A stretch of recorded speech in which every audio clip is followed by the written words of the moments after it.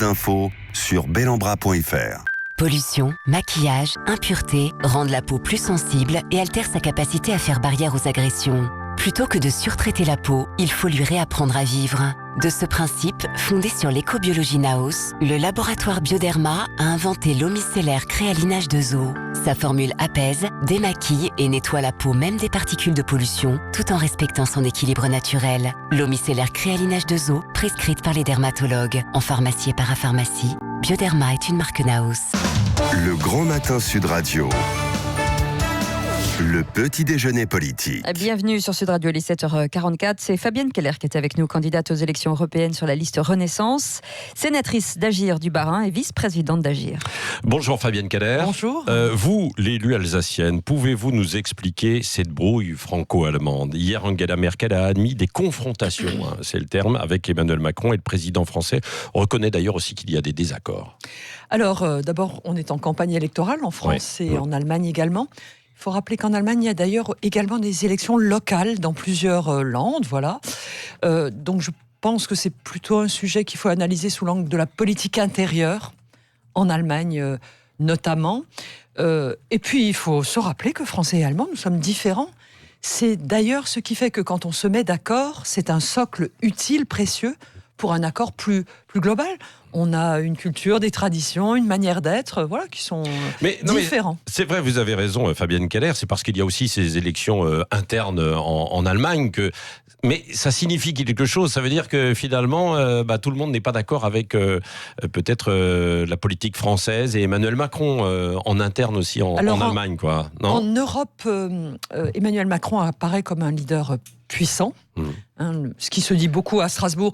Puissant pour certains, arrogant aussi. La France est de retour. Alors effectivement, il y a la contrepartie qui est, voilà, il bouscule, par exemple, la liste qu'il soutient, sur laquelle je figure, propose un nouveau groupe, propose de gouverner le Parlement européen à 3 groupes et pas 2 comme c'était la tradition historique. Les Allemands vivent aujourd'hui dans une coalition qui génère plus de lourdeur dans la prise de décision, plus d'inertie, et puis ils veulent évidemment s'affirmer. Ce que Madame Merkel fait elle le fait régulièrement, elle le fait avec constance.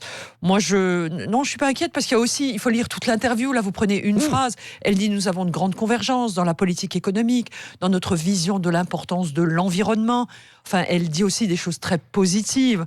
Donc, l'ensemble de l'article est très équilibré. Oui, mais cela dit quand même dans une Europe qui est bousculée, en fait. Aujourd'hui, chahutée, divisée, cette brouille, alors qu'avant, il y avait un axe fort, même s'il y a toujours eu des petites querelles quand même. Ça peut être inquiétant quand même, non ? Non, moi, je n'utiliserai pas ce mot-là. Je crois que l'Europe, c'est vraiment une chance, mais nous sommes 28, demain 27 États membres différents. Chacun a des priorités, souhaite être respecté. Donc à certains moments, il y a des moments de rapport de force. Mais nous sommes d'accord sur l'essentiel, c'est-à-dire, et c'est ça en tout cas que nous défendons avec Nathalie Loiseau sur la liste Renaissance, c'est que ensemble, on est plus fort. À 540 millions d'habitants, on peut mieux se défendre face sauf qu'on a du mal à se mettre. Sauf qu'on a du mal à se mettre d'accord. Bien souvent, il faut l'unanimité pour avancer, et donc ça bloque et ça patine. C'est ce qu'on reproche beaucoup à l'Europe. L'unanimité n'est nécessaire que sur des questions particulières, mais importantes. C'est la question de la fiscalité, de l'harmonisation fiscale, sur lesquelles nos concitoyens attendent une harmonisation. Mais par exemple, sur les frontières, sur Schengen et le renforcement de Schengen, il y a eu de grands progrès depuis 3 ans, depuis la crise de 2015, et nous proposons d'aller plus loin avec 10 000 gardes-côtes et gardes-frontières et un droit d'asile renforcé. Donc l'Europe, ce n'est jamais que les États membres. Donc s'ils sont volontaires, s'ils arrivent à convaincre leurs homologues, alors on peut avancer.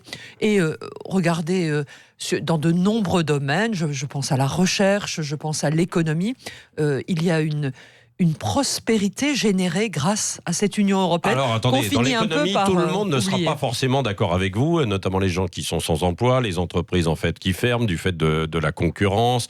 Vous dites sur l'harmonisation fiscale, il faut qu'il y ait l'unanimité. La convergence aussi sociale, c'est ce qui est évoqué, mis en évidence par Nathalie Loiseau quand on lui pose la question, mais vous allez imposer en fait un SMIC au même niveau en Roumanie, en Bulgarie et dans d'autres pays qu'en France. Elle dit oui, on va y y aller, on va frapper à la porte. Vous pensez que ça va être aussi simple à obtenir ? Elle propose de mettre en place un SMIC partout, Oui. mais pas au même niveau en euros.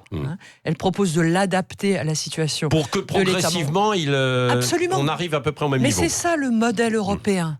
C'est qu'à chaque élargissement, il y a eu un temps d'ajustement des aides aux infrastructures, pour les routes, pour le logement, pour l'alimentation électrique ou l'énergie.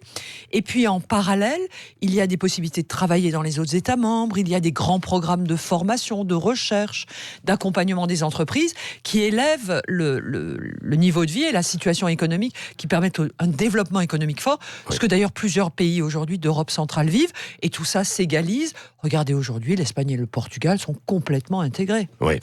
En toile de fond aussi, encore de la brouille quand même franco-allemande, il y a la volonté de Berlin de supprimer, chez certains en tout cas, le siège du Parlement européen à Strasbourg encore. Ça continue de faire polémique aussi. Alors ça n'est pas acceptable parce que Strasbourg, siège du Parlement européen, est inscrit dans les traités. Oui. Et c'est l'histoire qui a désigné Strasbourg, ville qui a changé 5 fois de nationalité entre la guerre de 70 et le lendemain de la Deuxième Guerre mondiale. J'aime beaucoup une expression de Pierre Plimelin, ancien maire de Strasbourg, qui disait « J'ai vécu un miracle. L'Europe a changé un fleuve de sang, le Rhin, en un fleuve de la paix. » Il faut s'en souvenir. C'est fondamental au moment où, à cause du Brexit, les tensions réapparaissent à la frontière entre l'Irlande du Nord et la République d'Irlande, dernière paix en Europe. Oui. Donc voilà pour l'histoire. Et pour demain, Strasbourg a la chance d'accueillir le Parlement européen, une enceinte extraordinaire en fait. Quand on écoute les Sud-Américains, les Asiatiques, ils admirent cette assemblée à une échelle aussi grande et qui permet sur des politiques fondamentales de se dessiner un avenir. Démocratie et droits de l'homme. Oui. Au moment où ils sont remis en cause en Hongrie, en Pologne, on voit toute l'importance de la Cour européenne, qui est une institution des 47 de l'Europe, du Conseil de l'Europe, pour imposer la séparation des pouvoirs, la liberté de la presse, les droits fondamentaux, les droits d'expression. Les disent qu'ils sont un peu lassés aussi de faire la navette, puisque évidemment l'Europe est à cheval entre, si je puis dire, entre Bruxelles et Strasbourg, sans compter quelques services qui sont au Luxembourg. Les eurodéputés ne font pas la navette. Ils rentrent dans leur pays, c'est leur mission, 4 jours en fin de semaine, du vendredi au lundi. Et puis ils se rendent pour le travail parlementaire, soit à Bruxelles, soit à Strasbourg, une semaine par mois. Donc il n'y a pas normalement pour eux de navette entre les deux. Non, mais bien sûr. Non, mais après ils vont à Strasbourg, ils vont à Bruxelles, etc. Et puis ils voyagent, je l'espère, en Europe. Enfin, je défends une vision polycentrique de l'Europe. L'Europe, elle est diverse. Alors il y en a certains qui avancent aussi le coût, qui disent que ça a un coût, tout ça. On l'évaluait à plus de 100 millions d'euros, 120 millions d'euros il y a quelques années notamment. Alors il y a beaucoup de polémiques sur ce sujet, il y a des règles de calcul. J'ai un peu de mal à croire, on décrit les coûts des camions, qu'à l'ère du numérique, des gens par nature, des personnes très mobiles, se servent encore beaucoup du papier. Je pense que c'est très largement surévalué. Puis après, il faut quand même que les eurodéputés soient mobiles en Europe. Il faut qu'ils prennent le temps de connaître la situation à Strasbourg, mais aussi dans d'autres États membres. Mais ça coûte un peu plus cher, forcément. Oui, enfin, il y a un moment, la démocratie a un coût. Organiser une assemblée a un coût. En tout cas, ce que vous dites, Fabienne Keller, c'est qu'il faut tout faire pour défendre quand même Strasbourg, le Parlement européen. Je crois que celui qui n'a pas d'histoire n'a pas d'avenir. Oui. L'histoire de la construction européenne, c'est le plus jamais ça. C'est après les conflits de se dire, il faut qu'on s'entende. Simone Veil disait, il nous faut, pour une France forte, avoir une Europe forte. Elle avait une légitimité extraordinaire. Elle avait vécu les camps de concentration. Et elle rencontrait les homologues allemands, malgré cette douleur infinie. Elle a perdu une bonne partie de sa famille dans les camps. Donc, c'est cet espoir-là, à partir duquel on est allé plus loin. Rappelez-vous, Schuman disait il faut commencer par l'économie, parce que le projet politique au lendemain de la guerre, il est pas possible. Mais maintenant, c'est ce projet plus politique qu'il faut construire, en défendant l'environnement, en donnant plus d'espoir pour nos jeunes, en protégeant nos concitoyens qui sont inquiets. pour la migration, pour la menace venue de Russie et le relatif retrait des Américains. On a un espace, un outil extraordinaire à nous de donner le contenu, de le faire évoluer pour faire face aussi aux défis. La pauvreté est insupportable en Europe. Le chômage dans certains territoires d'Europe ne peut pas être Deux questions accepté. politiques encore, Fabienne Keller. Emmanuel Macron prend un risque en se mettant en haut de l'affiche, si je puis dire, pour ces européennes et en gommant un peu Nathalie Loiseau. Il gomme pas. C'est vrai que quand sur certaines affiches, oui. C'est vrai que nouvelles affiches, il gomme complètement. Oui, alors on le rappelle, c'est une affiche qui est tirée à 60 000 exemplaires. Il y a plusieurs millions d'exemplaires pour l'affiche officielle où nous sommes. Qui avait été tirée auparavant, quoi. Nous sommes en équipe. C'est celle-là qui figurera sur les panneaux publicitaires. Rappelons qu'il y a 10 ans. Mais et le président, est-ce qu'il doit vraiment s'impliquer? Rappelons qu'il y a 10 ans. Non, mais Fabienne Keller, vous venez en fait de la droite. Vous travaillez aussi avec des gens de gauche. Le président doit être au-dessus de la mêlée. Pourquoi il s'implique aussi? Mais il est au-dessus, là, pourquoi il s'implique directement? Ce sera pour de l'affichage, vous savez, sur des palissades. Oui. Nicolas Sarkozy, il y a 10 ans exactement, avait fait la même chose. Madame Loiseau est la cible de tout le monde, c'est tout le monde contre elle, parce qu'elle représente la liste soutenue par le gouvernement. Il est normal de ne pas avoir que les inconvénients, mais d'avoir aussi des avantages, c'est-à-dire d'identifier cette liste par l'image du président, qui est une image forte, qui est une image volontaire. Et c'est ça qu'il faut lui reconnaître.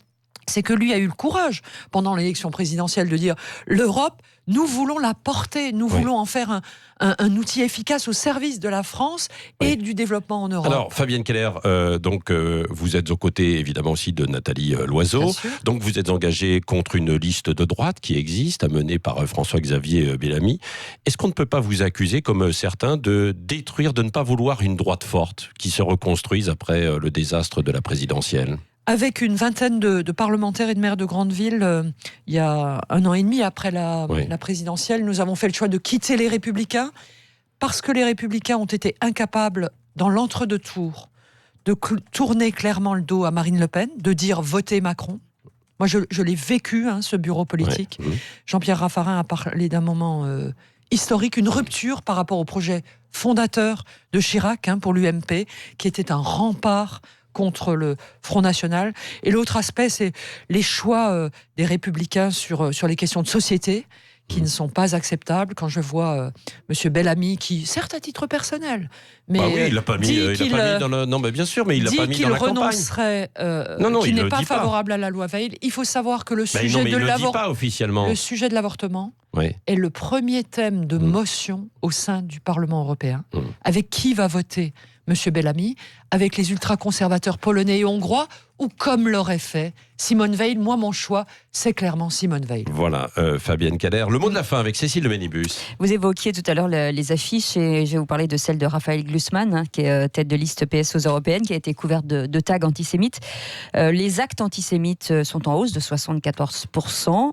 Qu'est-ce qui se passe en France ? Pourquoi pourquoi ça explose en France ? Et ça vient de qui, surtout ? Alors, c'est intolérable, c'est inadmissible. J'ai fait moi-même, dès hier soir, un message de soutien à Raphaël Glucksmann. Les principes fondamentaux de nos sociétés sont de respecter la diversité de religion, de race, d'orientation sexuelle, etc. Mais c'est dans la Convention une fois qu'on a dit ça, on fait quoi ? des droits de l'homme. Il faut agir. Moi, en Alsace, j'aime beaucoup ce qui s'appelle le mois de l'autre. Adrien Zeller, ancien président de la région, avait créé un mois pour tous les lycées d'Alsace, où on rend visible la diversité, on échange, et ça permet une ouverture qui aujourd'hui manque terriblement. C'est la diversité qui fait notre richesse. Mais encore faut-il prendre le temps de la connaître, créer cette curiosité de découverte de l'autre. Je pense que ça passe aussi par une formation culturelle. Au fond, c'est bien la culture qui est notre socle commun en Europe. Merci Fabienne Keller, candidate aux élections européennes sur la liste Renaissance, donc, et vice-présidente d'Agir. Restez avec nous, 7h57, c'est le Grand Matin Sud Radio. 5h-10h, le Grand Matin Sud Radio. Salut à tous, c'est François Trio. Sud Radio Rugby.